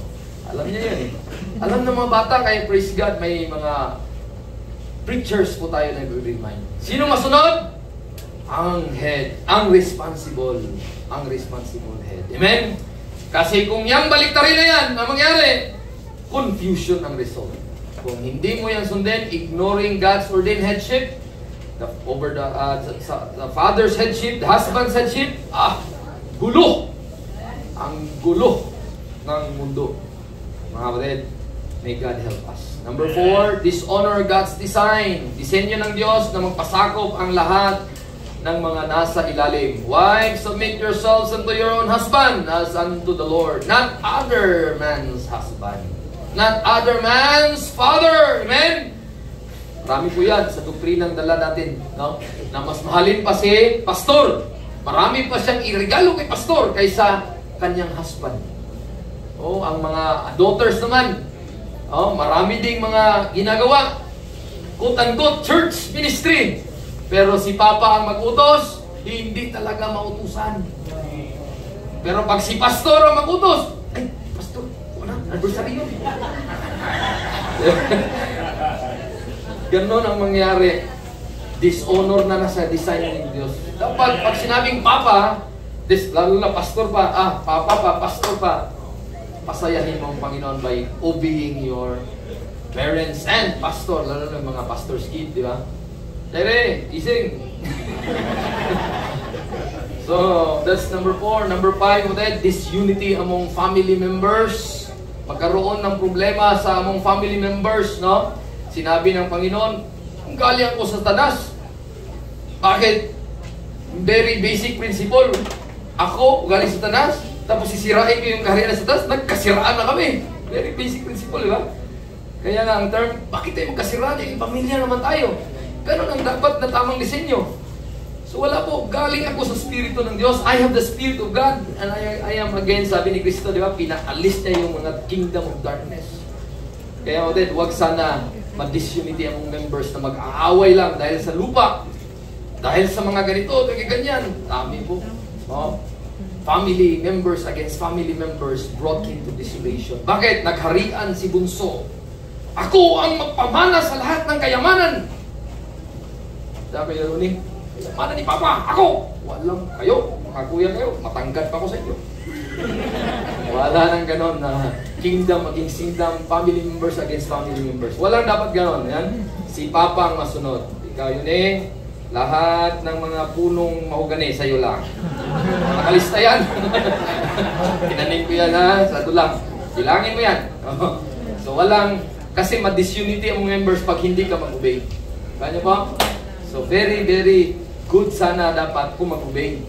Pero nandiyan nga yung seducing spirit, ayaw kanya dapat mag-obey. Sabi ng espiritu ng Diablo, huwag ka mag-obey. So, yun ang mahirap. Kaya huwag ka magpadala. Huwag tayo magpadala sa seducing spirit kasi last, magiging consequence natin is diminishing the testimony before others. Hindi na tayo magiging effective Christian believer, Bible believer, King James of that, right divider. Neither give place to the devil. Sabi ng Biblia, because if you give place, he will conquer you a mile. Oh, sabi ng statement, a disordered family weakens its witness to those neighboring people, mga kaibigan mo, friends mo, church. Oh, at sabi niya, saan ka ba nag-church yan? Yan sa Shining Light Baptist Church. Ha, gano'n? Narinig ko sa inyo, mga plato, yan, layas ka dito, pasagan dun sa bahay. Huwag sana nawa. Amen? Dapat marinig niya, send the light, the blessed gospel light, let it shine from shore to shore. So, malaman nila na you are, that family is singing something na kakaiba. Oh, kakaiba mo din. So, sana mo din ay maramdaman ko nila yung testimony as we obey those principles of headship. Ano ba ang principles of headship? Ilagay na lang natin sa 8. No? 8. I-compare natin kung ano at ano ang hindi din. Pag sinabing head ka, father ka, head ka sa iyong family, ikaw husband, head ka sa wife mo, boss ka, head ka sa mga empleyado or sino mang mga naghahanap buhay, under sa'yo, or even pastor, may leadership din siya. So, mga kapatid, makita natin ang una. Headship is not a cold or blind followers na nag-create siya ng blind followers. Hindi blind followers na mga wife, sumunod lang dahil wala siya magawa kasi takot siya. Makasaktan mamaya, bibigyan ko kayo mga sadist husband. Blind following husband's command. Ako ang head! Sabi ng Bible, sunod ka or else! Walang ganon yan. Wala sabi ng Bible. Walang ganon na teaching ng Bible. I try to search in the Bible kung sino ba talaga yung mga ganon na mga husband. I remember Sapphira and Ananias. Sino ang husband? Si Ananias. Si Ananias, sa kanyang pagdesisyon, uy, malaki ng lupa. Binili ni Mike Manibilyar. Malaking presyo si Manibilyar, milyon. Baka dahil maganda yung prime lot mo. Then pag offer, sabi ni Ananias, maganda to. Marami akong mabili nito. Sabi ng wife, baka ganun nangyari, sumunod din si Sapphira. Silang duha nagka-agree. So sa bandang ito, itong blind followers na wife, marami ding example dito na opposite ni Sapphira or Sapphira. Isa dito, si Abigail, wife ni David. Mamaya, puntahan natin. Kung si Abigail, wife ni Ananias, hindi siya papayag. At sabihin niya, hindi pwede. Sabi ng Bible, laid it to apostles' doctrine. Lahat ng mga, di ba, kaya nasa apostles' feet, laid it to apostles' feet. Marami pong mga nagbenta, nilay down. Kaya nga si Barnabas, a son of consolation. He was a rich man, marami siyang possession, binenta niya para ibigay at isupport. At marami na silang gawain sa Jerusalem. Masunurin ang wife ni Barnabas? Yes! Pero ito si Sapphira, boss. What siya? Blind follower ang wife. Yeah. Yes, the husband is the head of the wife. Pero mabuti, hindi blind followers. Amen? Dahil si Kuman, hindi ka na lang din mag-intervene mga wife. Hindi naman kami kakaya ni Kristo na perfect in all manner, in all points, tempted like as we are, yet without sin. Rule namin, head. Pero may mga weakness points ang mga head. Kaya ang headship is recognition na ikaw, hindi mo siya pinapasunod yung wife mo or anak mo at parang blind follower, wala na silang magawa. Kundi ikaw na leader, ikaw na head, ang iyong authorities over them being their love structure, being their protector, for their own good and for their protection. Sinong example dyan? Ang na-mention ko dyan in correlation sa yung kanina na bad or negative na si Ananias ay si Aquila and Priscilla naman. Na sila mismo ay good example as couple being the head. Sinong lalaki doon? Si Aquila. Being the head ay sumunod ito si wife. At hindi siya blind followers kasi alam mong pinakamaganda. Kaya yung palagi ni Pastor, hindi naman joke yun Bakit hindi mo dinalang wife mo dito? Kasi ang nangyari, kung na-expose sa doctrine ang husband, dapat ma-expose doctrine din ng wife. Sabay sila. Si Aquila and Priscilla, palaging nakikinig ni Apostle Paul. Sabay sila. Very good example talaga pag ang church time, gathering time, ay dalhin ang family sa isang setup. Amen?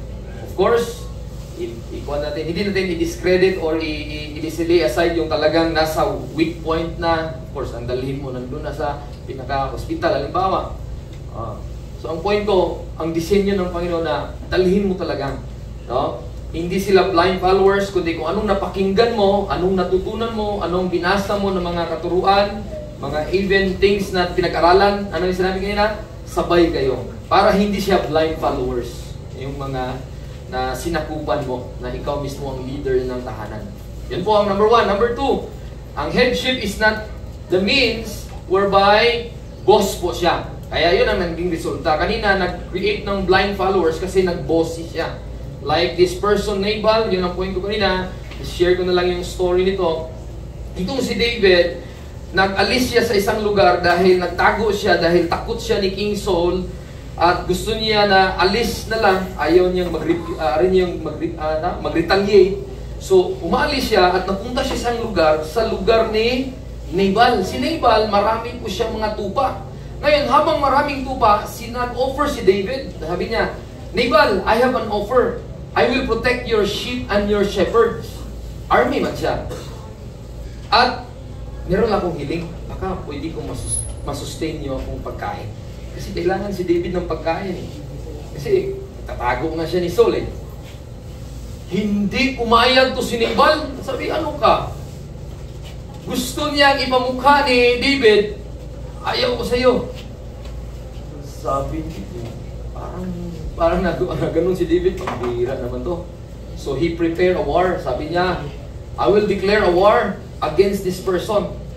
Oh, kasi imagine king, tapos ni-refuse yung pinaka-humble offer lang niya, protector siya sa mga shepherd at sheep, against enemy, against lion.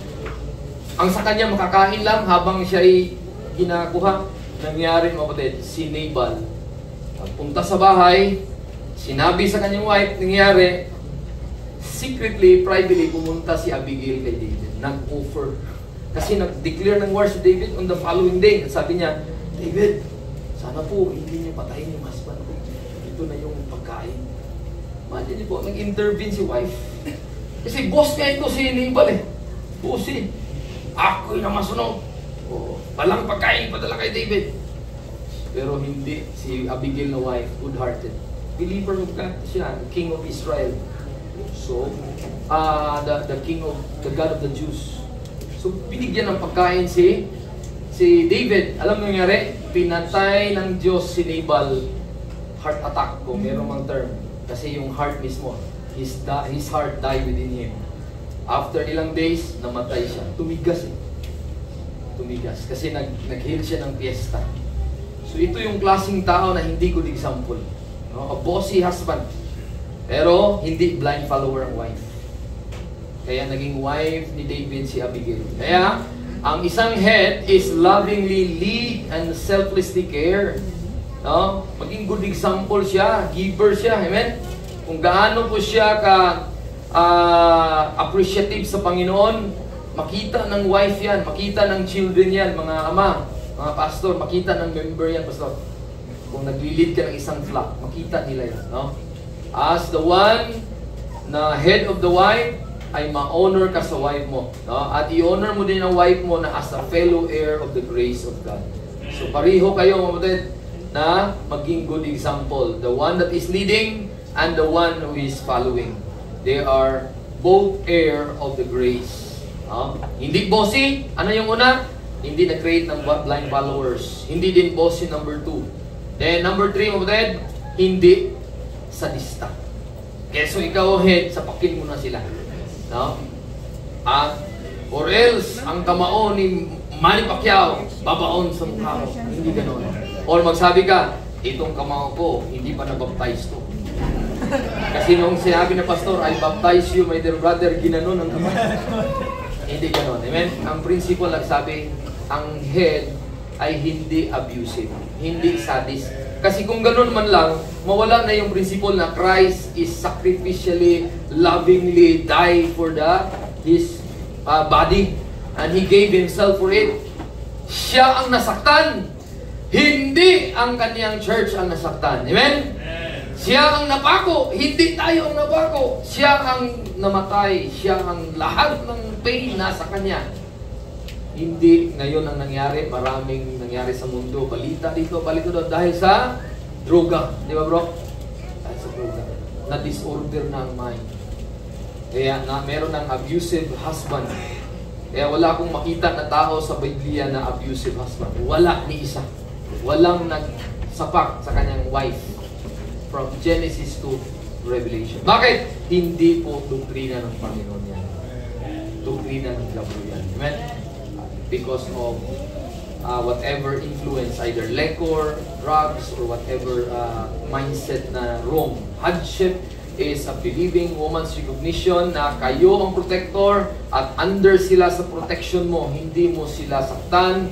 Being a husband, being a father, at lahat ng nasa ilalim mo ay maraming atake, i-atake sila. So instead na saktan sila ng kaaway, dadaan muna sila sa iyo. Anong tawag doon ni Pastor Ben kanina? Ay yung mga kasal natin, sabihin mo mga husband, mga father, may mga daughter, sabihin mo sa mga sa anak mo na babae. Gusto mo asawa anak ko? Isang bala ka lang. Sabihin mo, may protection ka, father.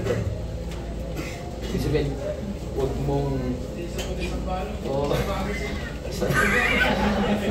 lang isang bala, isang magasin. So, may protection under sa power ng head. Amen? Kaya mga anak, sunod kayo sa inyong magulang dahil under nito, ang protection kayo, protected kayo. Kaya mga daughter, paano kayo nagiging inalagaan ng Diyos? Mula bata pa, merong protection, papa. Then pagdating ng time na mag-asawa na, tapos nag-approve na si papa doon sa lalaki, this is the delegation of the coverture. Sabi ng mag-officiate, who gave this woman to marriage? Sino yung authority? Sabi ng papa, ako po. Binigay na. Delegated. So, protected pa rin siya. Talagang in a span of seconds na transfer na. Pag ganon, I do. Hindi talaga na may split of na transfer, protection pa rin. Husband na ang kanyang protector. Amen? New family. The protector is the husband. Kaya makita natin, God is so good. Amen? God is so good. Kaya nung na-transfer si Sister Jessa, sabi ni mama niya, ikaw na bahala sa husband mo. Protektado ka naman. Wow. Amen? At malapit na kayong dumami. Amen?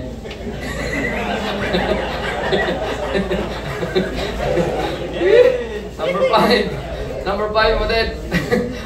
Number 5, diba?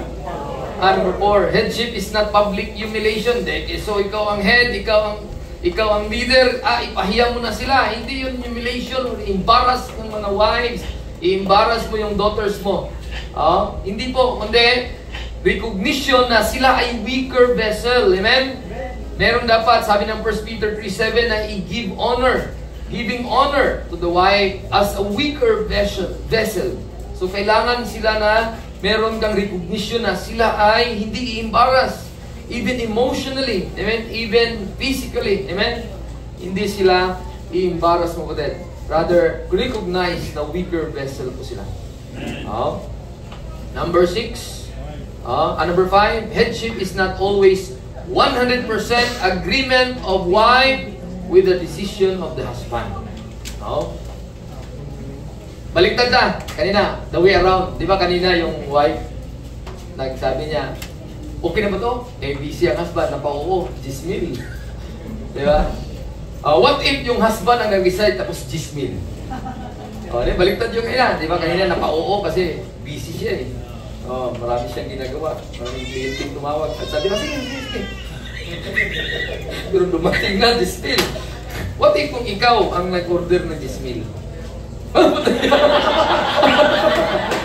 Patay na siya. Hindi lang ikaw isang magasin. Pasuka talaga. Sabihin ni Sister Michelle, ano yan, Arnold? Bakit ka pumili-pili dyan? Meron ka na nga, bibili ka pa.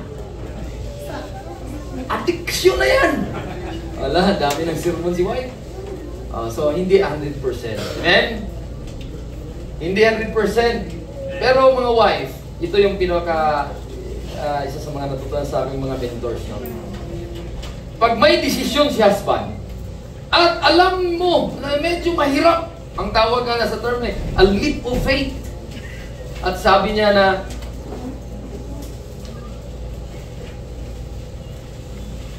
Merly, gusto ko na sama ko sa Bohol. Sabi ni wife, Sino ba yung dito sa church? Sama din si Josiah. So maraming ang desisyon. Alam mo yung alanganin ba? So may ibang mga desisyon. Hindi pwede yun. Mga ganon-ganon. May mga desisyon sa mangyari. May mga desisyon ang husband na sa tingin nyo, may mga bagay na mga wife, medyo mahirap to mga ganon. So, ito yung mga statement na natutunan ko sa mga mentor. Trust the Lord with your husband. Decision. Kasi, hindi naman ako bilang leader at head of the home na magdesisyon na maipahamak tayo or ikayo. So, be sure din mga husband na yan ay will of the Lord. Be sure din na sinasaliksik mo yung desisyon na bago magsabi ng gano'n. Amen? Baka at the end of the day, ay talagang ano yung consequence kasi mali talaga yon. So, alam mo na by the will of the Lord, sinaliksik mo ang kasulatan at ang kaniyang authority at sure ka na leap of faith ito by the grace of God. Hindi ito mapahamak ang aking family. I-explain mo lang kahit hindi 100% si wife, model, ang mangyari, headship is believing woman's recognition and acceptance of God's decree. Anong decree mga wife? Yung desire nyo shall be to the husband. Sino yung desire mga daughters? Shall be to thy father. At sabi, Papa, okay sa iyo yan, maging husband ko. Sabi ni daughter, diba ba? Trust me, my daughter. Trust the Lord through your papa na it will good for you. So, maraming example yan, no? Kasi nung time na si Sister Ben, Pastor Ben, okay lang, baro ako, Pastor. Sister Ben, may lang bayad to, walang bayad. May time kasi nagpaalam ni lalaki sa daughter ni Pastor. At sabi, alam niya, to protect her daughter, may sinabi siya, ay, Brad, ganito Brad. So, that's a protection. May sinabi siya ng mga reason. Kasi kung hinayaan niya yung lalaki nagpaalam sa kanya, diretso na agad sa daughter niya, hindi yun naging examination sa protection. So, i-protect niya ang daughter niya by siya muna kumbaga, usap na maayos. Okay naman ang laki, nakaintindi kasi of course si Pastor Ben, protection sa kanya lang. Pero nung time na hinuk na, the time will come na mayroong isang man enough na magsabi ulit, Pastor, praying for your daughter. Sabi Pastor, kita niya yung testimony, of course, members sa church din, kita niya for how many years. At sinare niya sa kanyang daughter. Sabi niya, Daddy, yes, Daddy. Yan sabi niya. Turuan niyo yung mga daughter na magsabi, yes, Daddy. Kung ikaw ang nag-recommend, 100% yan, alam ko. It will good for me. Paano po? It will good for me. Paano po? Kaya very important na mag-adhere tayo sa biblical doctrine. Kasi kung tayo ng mga head naman, hindi tayo mag-adhere sa biblical doctrine, baka doctrines of the devil ang kuha natin. Ma-lead natin yung daughters and wives natin at family natin into destruction. Kaya head, recognize them na kayo ang ruler over them. Kaya number 6, last one na tayo, headship is not lack of consideration of the needs of the wives. Kaya so, ikaw ang head, no? At sabi, bigas. Sulat tayo bigas. Ako ang head! Mamaya na! Wala pa akong pera. Gamitin mo pagka-head mo agad. Sigawan mo na agad. At sabihin mo, Mama! Oh, Mama is parent over the children. Mama! Wala na tayo. Mama. Sabihin mo, wala akong pera. Oh, kasi ikaw ang parents eh. Sigawan mo lang yung anak mo. Di ba? Di mo ako. Pagdating sa tindahan. Sabihin mo ng tindahan na bili na walang pera-pera. Pabili pong bigas. 5 kilo po. Binigay. Bayad. Bili to na walang bayad-bayad. Sabi ni Mama eh. Kuha ka na walang pera-pera. Bili po ako na walang bayad-bayad. Ganon kagulo. Amen? pag hindi maayos ang headship. Amen? Dapat ang head, very careful po sa araw-araw na pangailangan. Spiritually, very important ang spiritual provision, the needs of the wives and daughters. And next, physically, lahat ng mga kailangan. Kasi sabi ng headship na tama is a design that God, ang illustration mo ba din, makita natin na protecting and sacrificially provided by everything kay Kristo lahat. Amen? Hindi niya tayo pinabayaan. Sacrificially, He died, buried, and rose again. Everything was provided. Everything was provided. From head to toe. Amen? From within and without, protected. Soul, ligtas. Spiritual, ano nga yun? Testimonial salvation. My words of God, gagamitin para, ano nga yung point ni Evangelist Kena? Saved from apostasy. Lahat ng protection nandun. Then body, yes. Maraming pain, di ba? Pero, one day, babangunin din tayo. Babangunin din tayo. So, lahat ng area ng protection, lahat ng area ng provision, hindi tayo pinabayaan. Yun ang tunay na head. Amen? From all points ng mga kakailangan, nandyan ang Panginoon. Praise the Lord. What a blessing. Number 7, ang headship is never an acceptable excuse of neglect or defraud. Okay, so ikaw ang husband, kasi ikaw ang leader, dinidefraud mo na sila. Hindi po. Don't defraud your wives, don't defraud your families. Huwag mo silang i-defraud mo din, no? Huwag mo silang i-defraud, no? So sana mo din ay ang headship is ganito. Ang call to honor and call to provide, hindi pabayaan lang. Pabayaan kasi is, ganun din yung association kanina. Pabayaan lang, instead na mahalin mo sila till the end of your life, till the end of your breath. Then the last but not the least, diretso na tayo sa last. Headship is not setting aside of wife participation in the management of household or even the church ministry or the ministries na pinagkaloob ng Panginoon. Ikaw, head. Saan ka pupunta? Conference first time natin. Shining light. Church natin. Ay, hindi pwede. Dahil ikaw ang wife, susunurin ka. Next naman, yung paluin din. Nag-announce naman si pastor. Mga brethren, tulong-tulong tayo. Bayanihan tayo. Next day, Han, punta ko nun siya. Ay, hindi pwede. 2 beses na. So, dahil keso ikaw ang head, sunod talaga si God. Di ba? Paano po? Hindi dapat, kung ikaw believer na husband, at alam mo ang pangailangan, at alam mo na, nagtrabaho ka din, hahanapan ng paraan na magpa-participate ang mga part sa family. Kasi ang family, gaya na sinabi ni Pastor Ben, hindi po hiwalay sa church. Amen? Hindi hiwalay sa church. Ang family natin, hindi hiwalay sa ministry. Amen?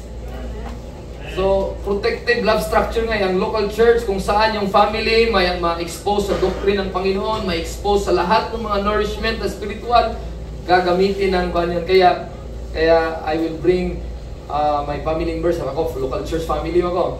Ako yung nagdadala doon. So, dadalhin ko sila sa mga greener pasture. Punta tayo doon. Maganda. Marami kang matutunan doon. Ano ba? So, dadalhin mo sila. Magpa-participate din sila. Huwag mo silang ialis. Amen? Huwag mo silang ialis. Amen? So, may minsan kasi, ang ibang mga family, ang dala lang, mga husband and wife. Pero ang mga bata, iiwan sa bahay. No? So, may mga ganun. Sana po, dalhin natin. Dahil anak, lahat na yun. Kung sino ma-invite na sa church, dalhin natin. No, then. Amen? Let them participate. Mga head, let them participate. Kasi headship is recognition to set an example in the homes of the bishop. Anong ginawa ng bishop? Dinadala niya yung family members niya.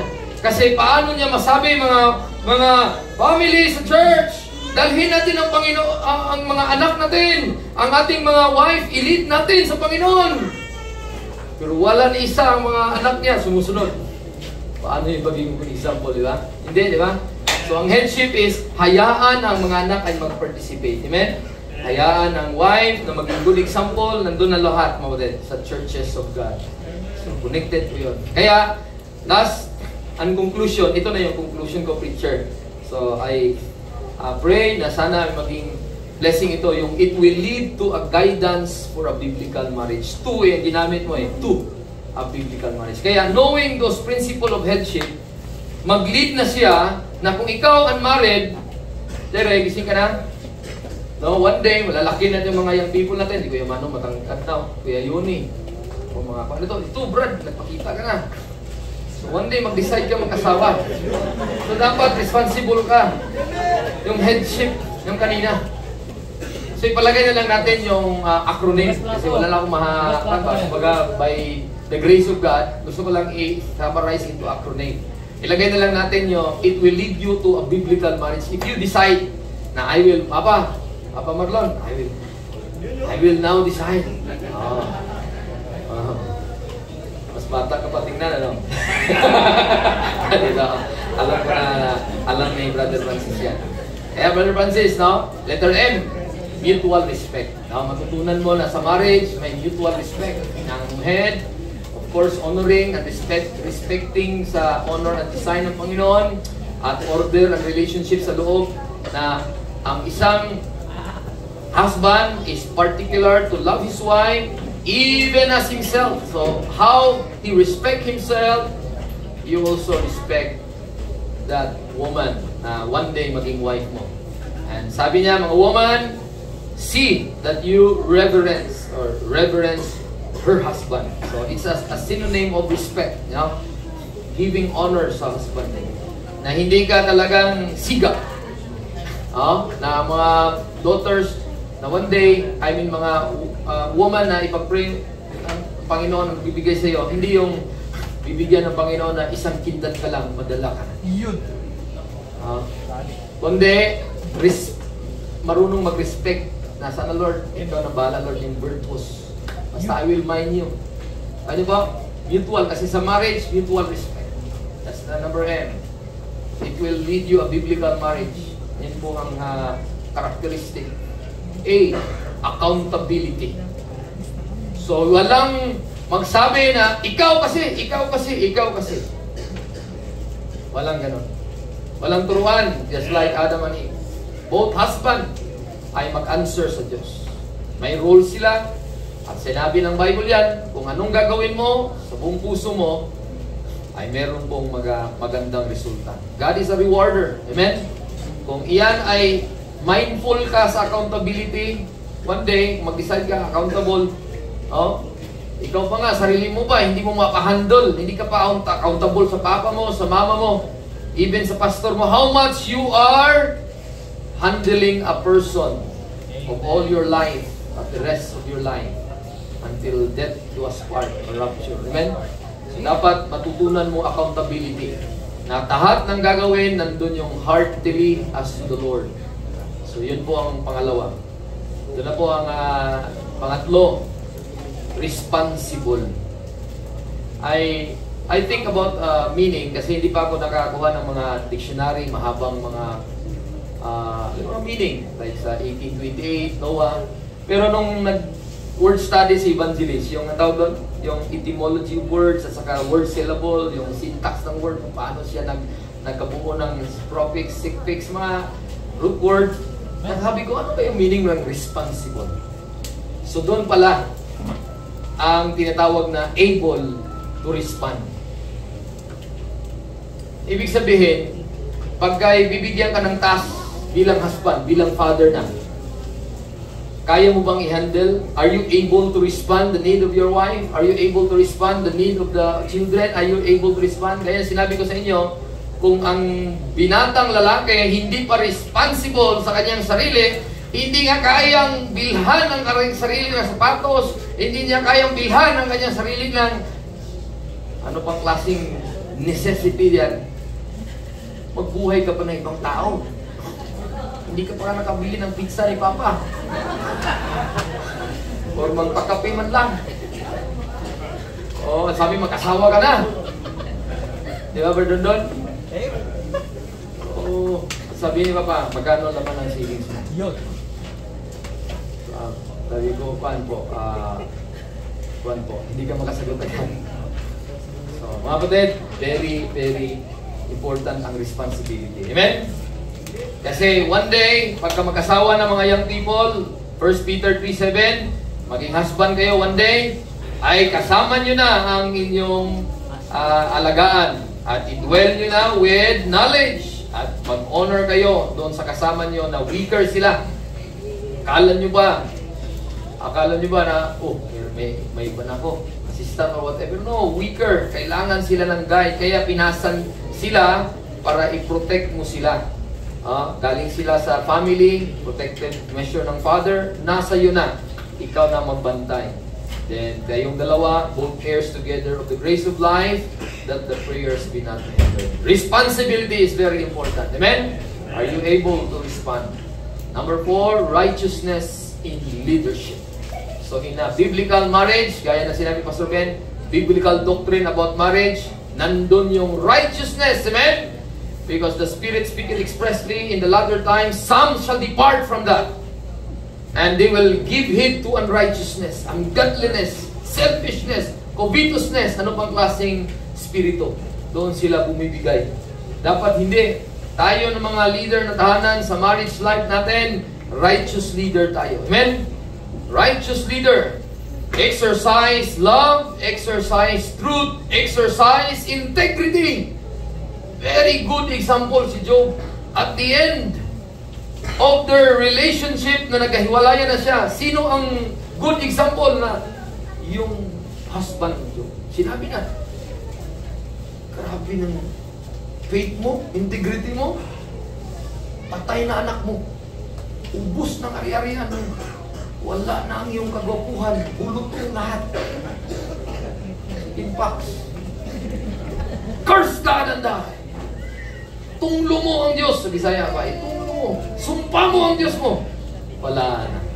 Ano ang ginawa ng Job, the husband, the leader, the head? Shall we not receive evil? Good lang bang gusto mo? Sabi niya, di ba? Pero kung evil, mamimili ka. Ayaw ko dito, mainit.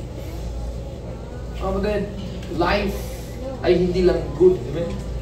After the fall, hindi na libre ang pagkain. Hindi na maganda ang buhay lahat. Bed of roses lahat. Hindi po. Ang binigay ng God's babae, sorrow, and bring forth children, lahat na yun. At sa lalaki, in the sweat of face, bring that bread. Give that bread to your children and to your family. Banat buto, mga lalaki. Kaya leadership, kaya makita mo si Kristo is a good example of a righteous leader. He is a good example of the righteous leader. Because being the head, he loved the church. Paano niya i-demonstrate? Cross. He died at the cross. Siya ang nahirapan. Ano tawagan niyo? Love. Love, sayang ka. Bakit ako sutusan mo? Yan ako. May ginagawa pa ako dito. Ginamit pa yung pagka-leader eh, no? Imagine mo, love, pag-walis ko mo, bakit ako na naman? Anak, walis! Hindi mo alam na alam yung nagparayik sa Bisaya? Lambing. Tinitest ka lang niya ba kung saan ka ma-discomfort, ayaw mo. Si Kristo nga namatay. Mas maganda sana, love, upo ka lang, ako na maglaba. Wow. Tawag si Percy. Ako na mag-sign. Huwag ka dyan. Pawisan ka to. Kasi lahat ng pain, lahat ng nandun na lahat sa husband, Christ died. Mr. Jem, di ba? Sister Karen, awi ka dyan. Ako na magluto ng pandesal. ako na lahat, no? So, siya, Pastor Jane na lahat, no? Pastor. So, kuhan niyo po din. Okay, tingnan mo yung righteous leader died at the cross. Amen? Died at the cross for our sins. Amen? Hindi tayo ang nahirapan, siya ang nahirapan. Kaya magulang tayo, di ba? Nahirapan tayo, di ba? Walang tulong. Kaya mga anak din, nahirapan ang mga magulang niyo, di ba? Nahirapan sila. Being a righteous leader, hindi kayo tinalagay sa isang karton, nilagay doon sa ang burnal. Not a righteous leader. Not a righteous leader. Not a righteous leader. Hindi winaldas yung pera, hindi winaldas lahat at vino na lang at alak na lang ang inatupag at manghingi ng pagkain si anak, walang maibigay. Bakit? Dili righteous leader, hindi righteous. Di ba? Maraming ganon nasisira ng tahanan. Inuna ang alak kaysa bigas. Kawawa. Kaya, let's pray na ano ang solusyon na maging biblical marriage? Salvation of the soul. At the gospel of Christ preached to them. At masave po sila. Righteousness will be. Amen? Doon magsimula. A good start. Pwede ba? Habang buhay pa. Amen? Papa ko. Kasi unbeliever ng papa ko eh. Pero nung nag-attend sa mga bull conference, pala ang husband. Ganun pala. Kaya, papanatan ko. Bantayin mo si mama dyan ha. Huwag kang magbugoy-bugoy. Bakit sabi kay papa? Encouragement lang. Hindi naman yung nag-command. Encouragement. The way I speak. Kaya, matagalan tayo. Letter I na tayo. Intimacy and unity. Kasi sabi ng Bible, therefore shall a man leave his father and mother and shall cleave unto his wife, and they shall be one. Amen? So pag biblical marriage, one. Pag biblical marriage, one. Can you divide one? Hindi. Kaya may unity sa biblical marriage. No? Reflecting oneness with Christ as the center of the marriage. Kaya, good song, no? Give us home, Lord, that Christ is the master. Amen? That the Bible is still preached. Amen? And the song of the Lord is still sung. That's unity and intimacy. Then next, A, affirmation and encouragement. Synonymous lang po sila. Means building up, like the responsibility ng mga leaders, mga head, na comfort the people, comfort your children. Husband, comfort your wives. Together, comfort yourself. Edify one another, even as also ye do. Kasi, ang marriage is comforting one another, building up one another. Bakit? Kaya sinabi ko, though picture tayo ni Kristo, brad, pero nasa flesh po tayo. Itong human. I am crucified with Christ. Nevertheless, I live. Yet not I, but Christ live. So, may struggle pa itong flesh nito. So, minsan, hindi ang picture si Kristo, iba na ang picture natin, no? Iba ng litrato.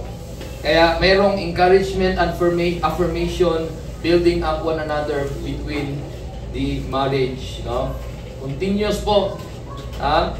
Yung sila sa Ananias, si Priscilla at Aquila, very good example na sila po ay nag-encourage one another.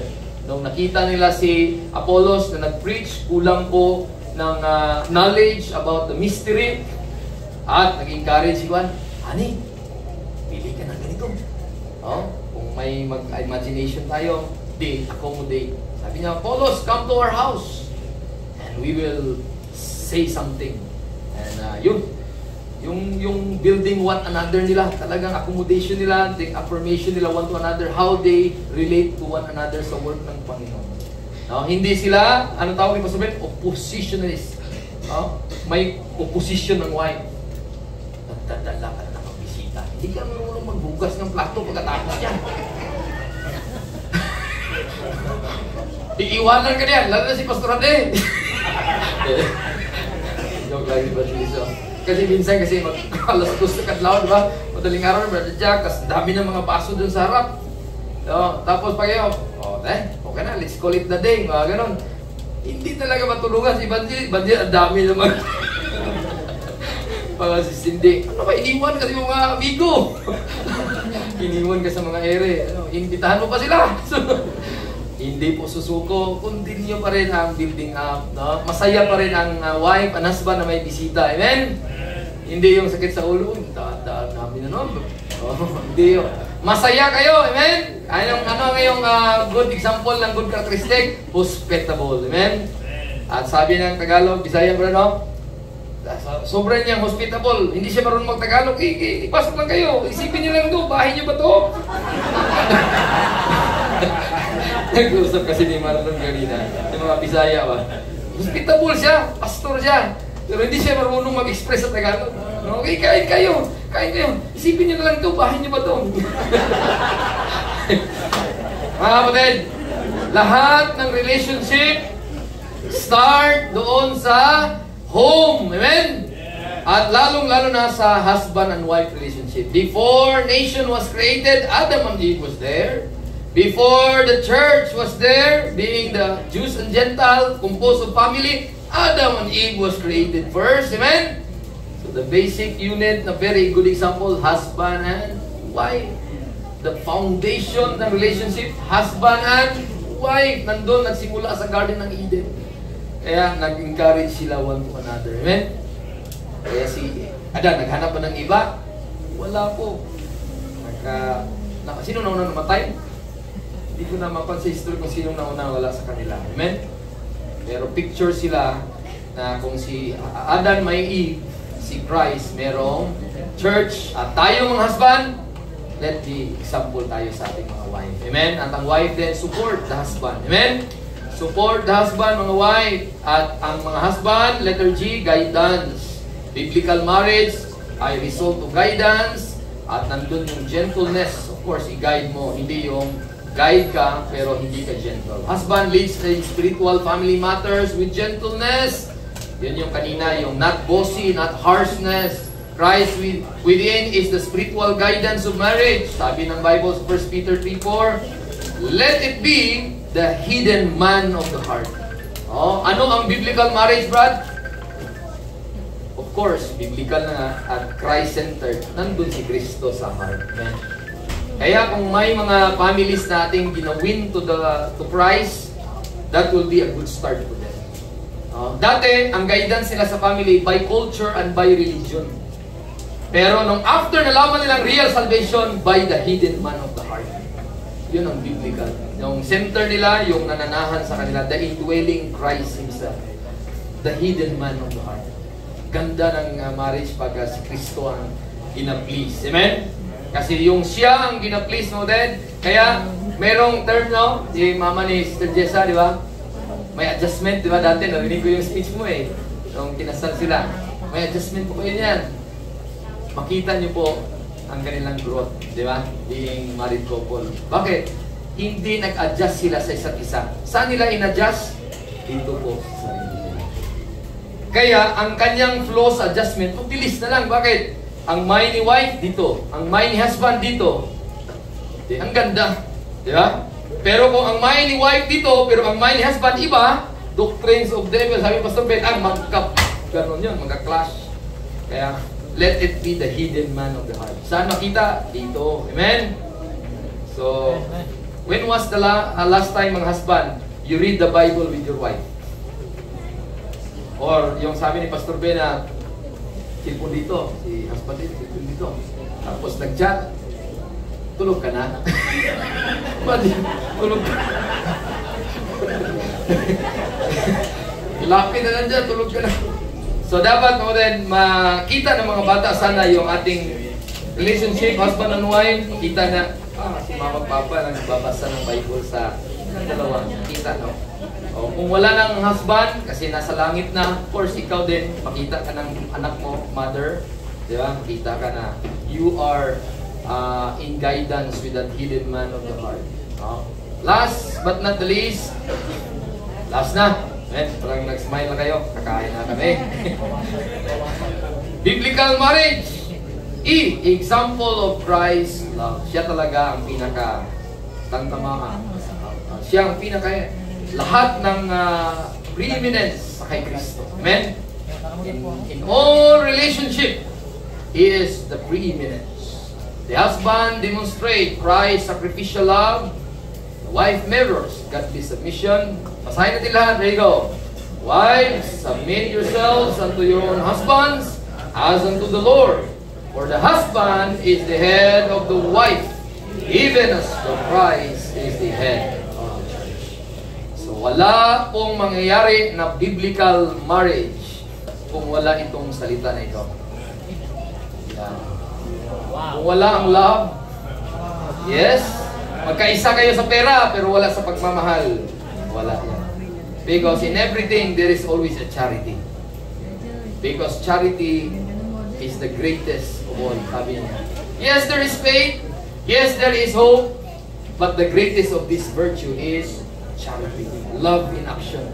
Hindi nga, sabi nga ni, nung nagsabi ni Evangelist, hindi nga, it will diminish the meaning. Kasi ang charity is talaga siya? It's another unique word na in-emphasize ng 1 Corinthians 13.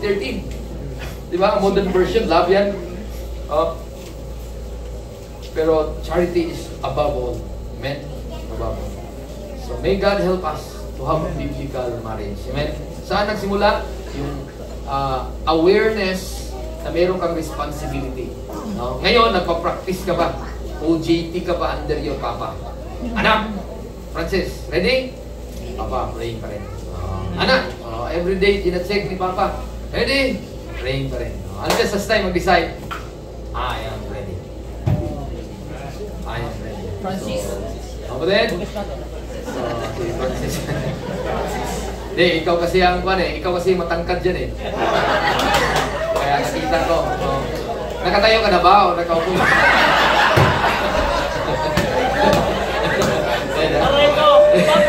Kaya ni Pastor Rodel kasi leadership with laughter. Amen? So I'm just leading you na masaya.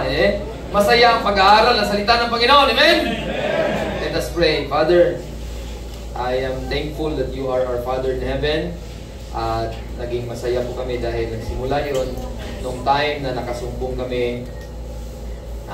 Rinig namin, hearing and hearing of faith. Gaya ng picture kanina.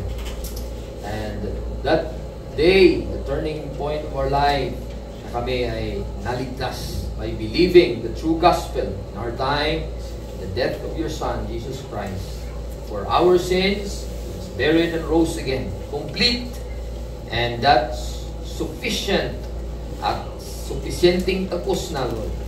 At doon nilagak namin ang aming pananampalataya. Doon nagsimula ang kabuluhan ng buhay namin. At sa mga taong nakarinig sa mensahe doon, kanina, at even ngayon, reminder muli na kung hindi pa sila, sigurado hindi pa sila ligtas, nawa Lord, ay ilagak nila ang kanilang pananampalataya doon sa tapos na ginawa ng inyong biktima. At they will trust on the Lord Jesus Christ as that finished work of Christ ay yun ang power niyo, Panginoon, para maligtas sila. At Lord, kami na mga ligtas at nakita namin yung responsibility namin bilang ako, husband, bilang father, and even leading a flock. I have responsibility, Lord. Sana, Lord, I know yung grabe, yung gravity kanina, yung bigat ng warning na nagsisidyus ang mga spirito sa paligid namin. Evil spirit, unrighteous spirit, Lord. At yung lahat ng gagawin ng Satanas para masira lang kami. At salamat dito sa Subic Sambales, mayroong church na nag-help ng ganito para ang mga brethren in the Lord ay ma-warningan, mabigyan ng exhortation, warning at instruction. At lalo pa kaming malakas kasi ang labanan dito, Panginoon, sa mundo ay yung spiritual wickedness, yung mga mindset, wrong mindset. Yeah, Lord, help us to cast down all imagination that is controlling our mind, may stronghold na ang kaway that will lead us to destruction. Help us, Lord, na masira yung mga stronghold na itinanim ng Diablo sa mind namin. At kami, Lord, ay mag-continue to reckon. Mayroong buhay kami na mapagamit sa inyo at instrument of righteousness. And Lord, may the Lord Jesus receive all the honor and glory after all the learning na aming natutunan, kayo ang nag-glorify. In Jesus' name we pray. Amen. God bless everyone and thank you, preacher, for the privilege. Pastor Rodel, salamat. Church, salamat sa pag-aluga sa amin and pagbigay ng opportunity. To God be the glory.